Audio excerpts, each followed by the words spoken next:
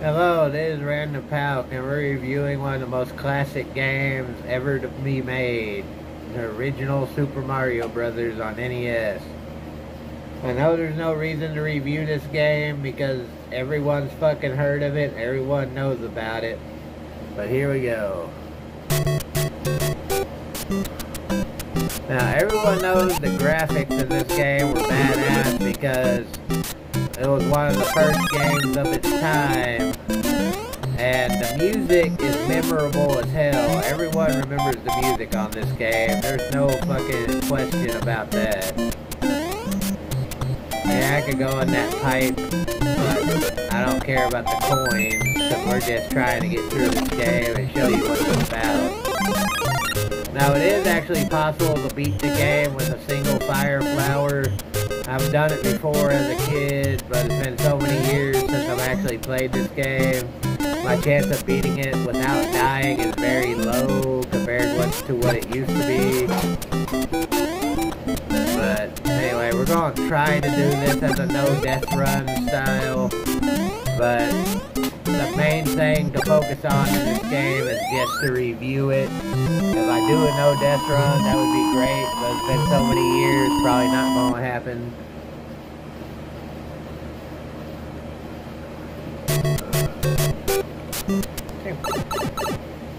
Now I'll show you all the warps to get to the final stage as quickly as possible. Even though if you want to do something different, go to World 3 and try to get the King Crown. Everyone knows the King Crown trick. But anyway, we're going to bypass the King Crown bullshit probably, because there's really no need to get that many extra lives. Of course, everyone knows the warp bullshit. Like if you're trying to get the King Crowns, you need to go to World 3, because that's the only world I know of where you can get King Crowns.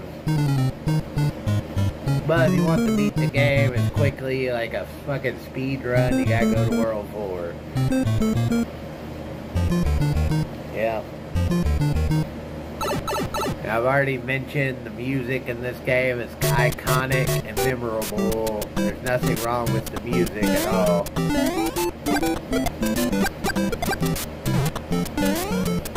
I mean, this is one of the first NES games most people ever played. I mean, fuck.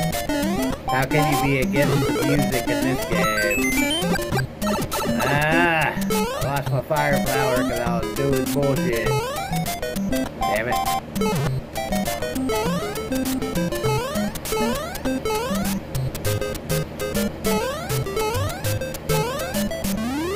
Sorry, I had to just rush through that stage. I didn't want to fucking die.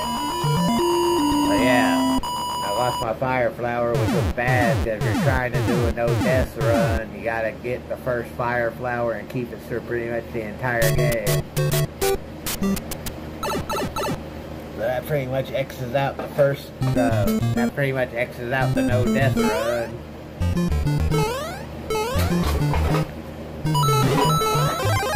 I mean, I could get another fire flower in here, but it's not going to be easy. Fucking Goombas. I mean, I could get a fire flower in here, but it's a lot harder to get. Then there's this part. You gotta be really careful with this part, otherwise you'll fuck up the warp. Because you can either move the screen too far, or you'll fucking hit the wrong block and fuck it up. But this is the warp that takes you straight to World 8. So if you're trying to do a speed run, or you're just wanting to fuck around, this is the warp you take. And you gotta jump better than what I'm doing. For some reason my jumping is fucking up right now. Now, World 6, just like Super Mario Bros. 3, World 6 is the ice world, World 7 sucks ass. So if you take this warp, go straight to fucking World 8. Don't do those other two worlds, because that's just needless frustration if you're trying to beat the game. Besides, if you're trying to beat the game as a completionist, you wouldn't even be taking these fucking warps.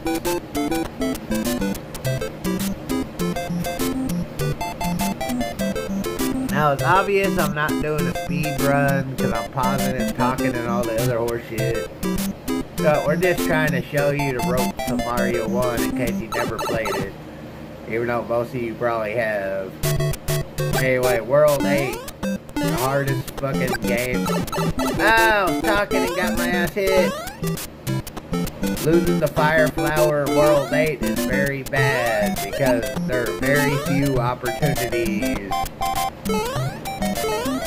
There's supposed to be a 1-up right there, but for some reason I was not able to obtain it.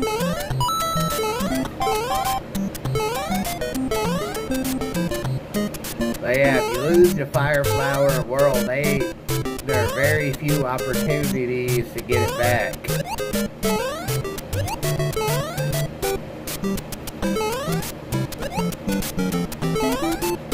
Yeah, don't search around down there, that's a death trap. Then we got this part with the fucking winged Koopa asshole. Now there's supposed to, yeah, there we go, there's a star right here you can get.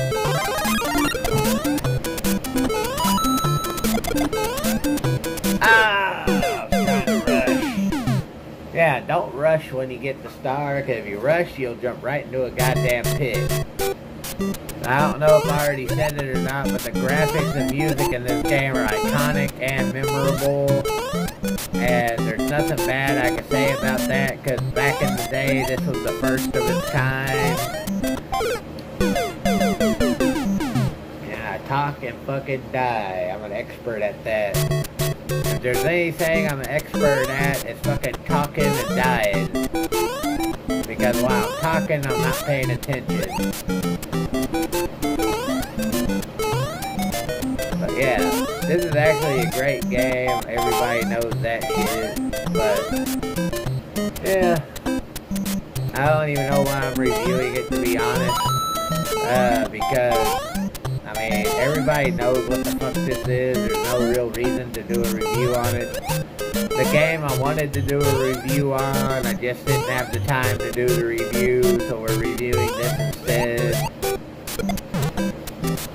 I was originally going to continue my review on Wanderers from Wise or something like that, but I just didn't have the fucking time.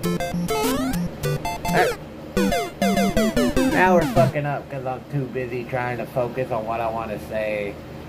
But anyway, this is actually probably the most memorable NES game anybody's ever played, and it's definitely worthy of fucking talking, standing there, fucking dying. It's definitely worthy of the title of the most memorable, if not the best NES game.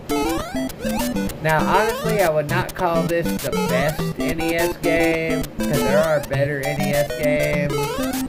But this game is the one that pretty much started the NES craze. So technically this is the best NES game ever made. Just because it was the most iconic and started the whole NES craze.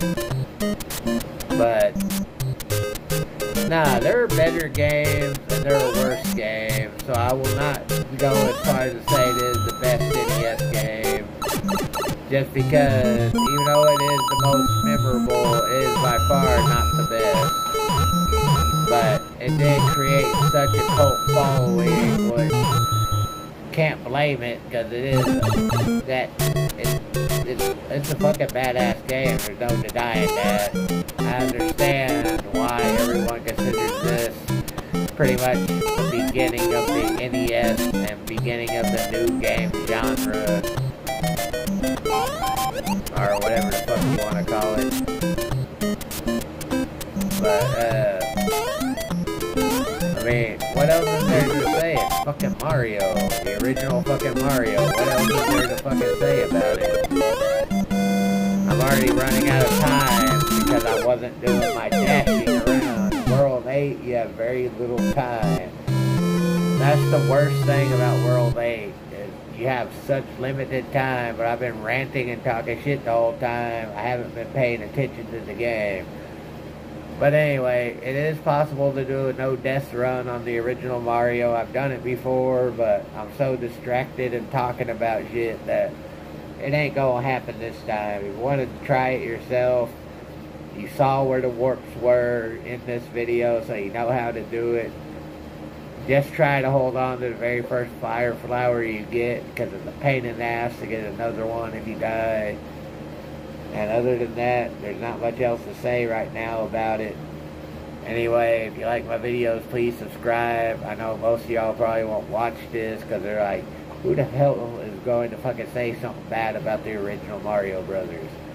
I'm not saying nothing bad about it. I'm just saying I'm doing a review of it, even though I know it's probably not going to get watched, because it deserves to be reviewed, because it was an iconic game and pretty much one of the first of its kind. Anyway, y'all have a good night. I'm signing out.